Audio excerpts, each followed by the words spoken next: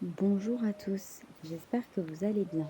On se retrouve aujourd'hui pour parler de cette fameuse pierre de sagesse, de spiritualité et de tranquillité qui est l'améthyste. Elle est reliée au chakra du troisième œil et au chakra couronne.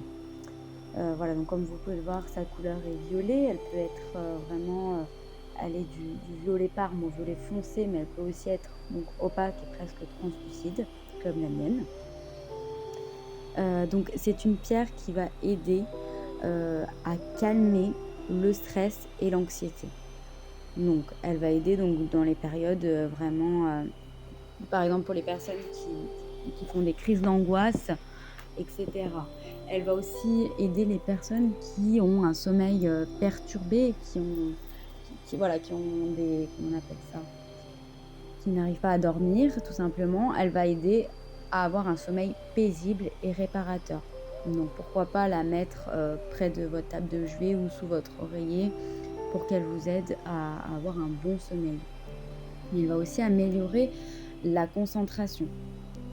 Elle va aider, vu que c'est une pierre qui est vraiment reliée au côté aussi spirituel, elle va aider pendant les méditations, heu, elle va favoriser l'intuition, les connexions spirituelles, et elle va aider à avoir une meilleure paix intérieure et une élévation spirituelle.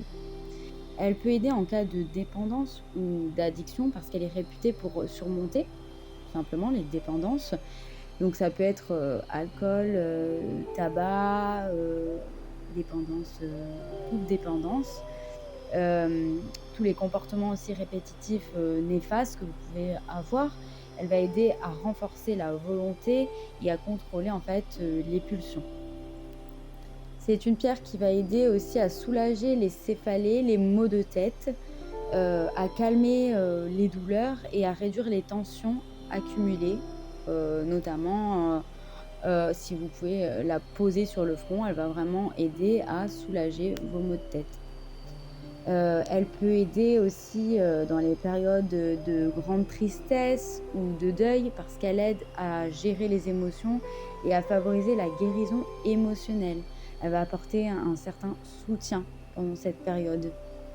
Elle aide à développer, comme on a vu, l'intuition et l'équilibre émotionnel. Donc elle peut être, portée pour toute, pratique de développement personnel ou peut-être de divination ou si vous aimez tirer des cartes, si vous aimez avoir des guidances, elle va vraiment vous aider sur ce niveau-là et elle va aider à avoir une plus grande clarté émotionnelle.